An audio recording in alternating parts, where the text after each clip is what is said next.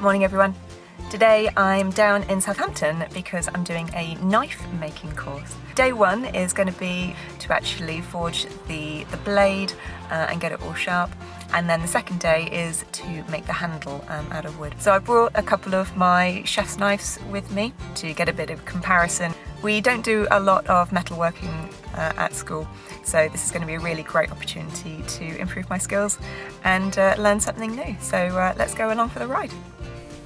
So the first thing to do is take a steel blank and light up the forge.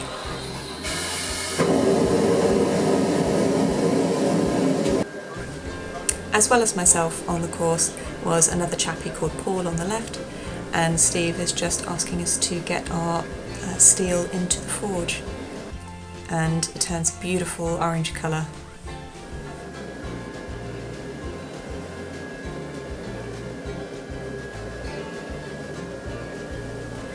Now, we were given special shaped tongs which hold on to the tang of the blade really comfortably, and from here I'm going to swing around to take it to my anvil, always facing away from others, obviously for safety. You can see that it is red hot. Steve had instructed me where to hit the steel, but as you can see later on, I don't do a great job. It's not really my forte on this one. As encouraging as he is, I find this really difficult. The weight of the hammer was a little bit more than really I could bear. My forearms are not as strong as Steve's.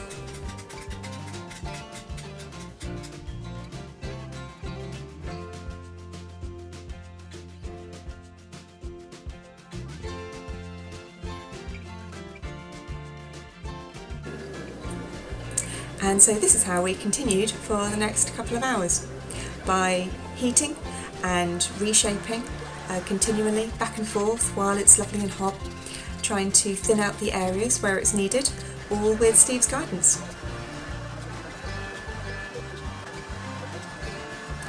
And I thought you guys would like to see how a professional does it.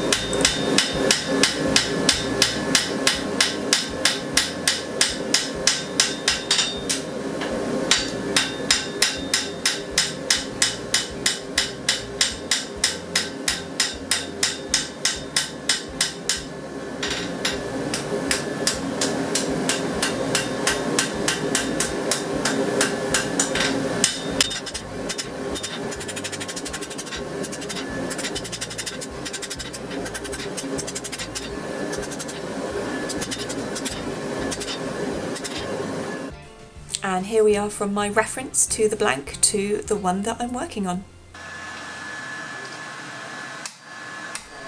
And then to the probably most satisfying part of the day, using this hammer with a crisscross head on it to hammer in a pattern into the face of my knife.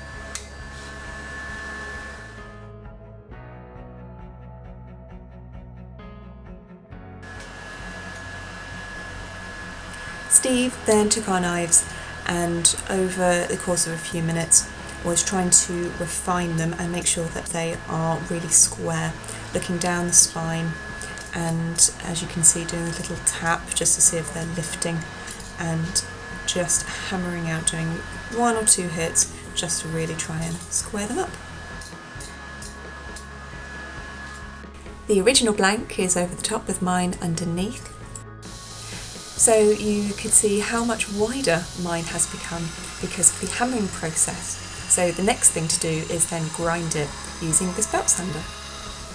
We used a coarse grit belt, I believe it was about 240 grit, and then used a flat file to remove the burr from the edge.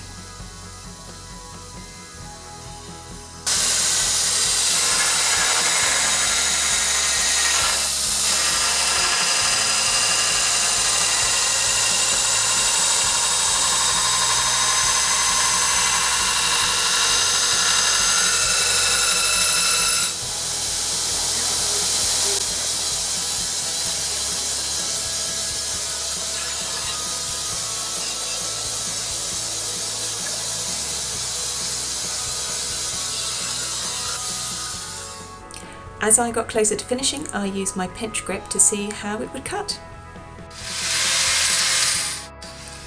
And then Steve made a lot of sparks with his disc grinder and his grinding wheel as he refined the shape of the tang.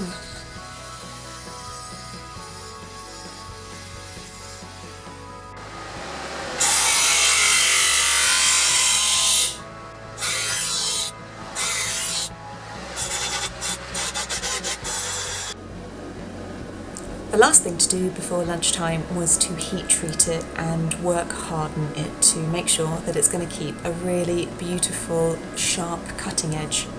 So by a series of heating and quenching and annealing, there's the oil there, that will work harden it.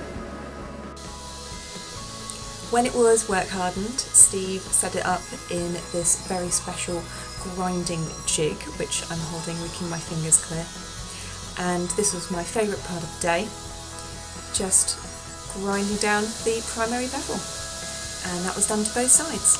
You can see here, in comparison to the oxidised black surface, how beautifully shiny it is. Next, the angle of the table was changed in relation to the belt sander so that we could grind the secondary bevel.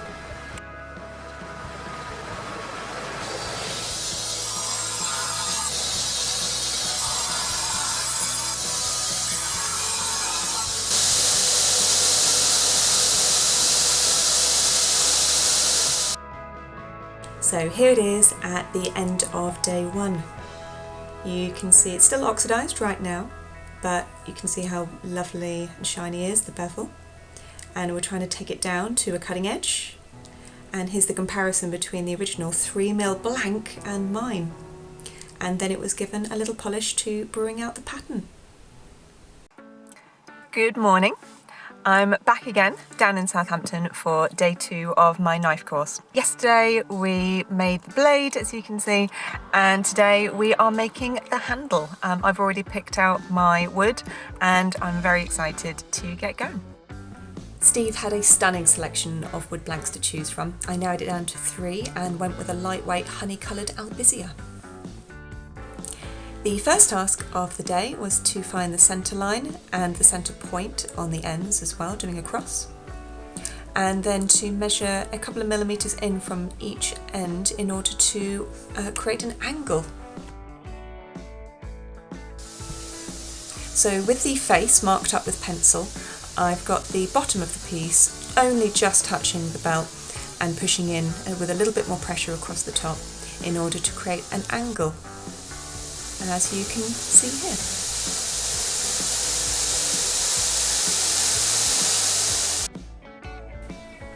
Oh, and a top tip from Steve to me, from me to you, is if you want a piece of tape just on the surface, if you actually put it all the way across and use a flat file, it will just take off the outside and leave you with just the bit that you want. And here it is from blank to work in progress. So we're getting there, but it's not really a handle yet. So I'm going to use this aluminium jig to turn it from, what is it, a cuboid? A trapezoid? Let me know in the comments down below. To turn it into a handle by taking off the corners using the belt sander.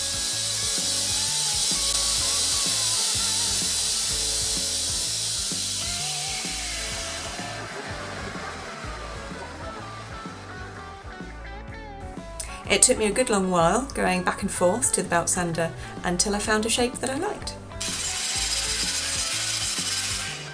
So one of the last things to do was to fit the handle on.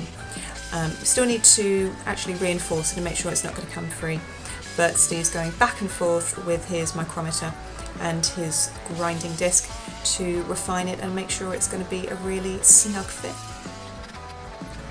After this, off camera, I also sanded down a little bit of dowel to wedge in either side of the tang.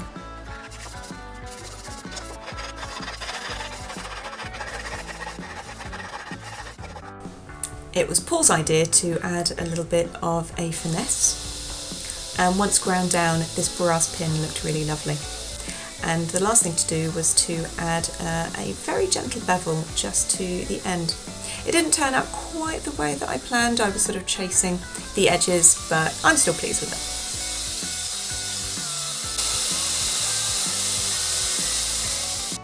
Now, all bound up in tape, the handle and the blade, to obviously protect them, we are making up some epoxy resin.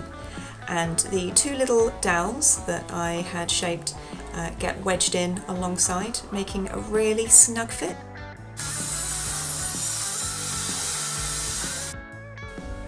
After a course of sharpening on the belt sander, Steve sat down to the sharpening stone, and when I asked if I could have a go, he let me do the honing on the cardboard, which is awesome. I like the technique. And then of course the last thing to do was to see how sharp it was. And this baby is sharp. And of course it's only right to show you how she's like in action. She's definitely got a little bit of weight behind her, but that can lend itself to some cracking meals. I like the kind of action that she has with my pinch grip, and I look forward to using her lots in the future. If you liked today's video, please do like and subscribe because it makes such a big difference to a small channel like mine. Thank you, Steve, and thank you all. See you next time.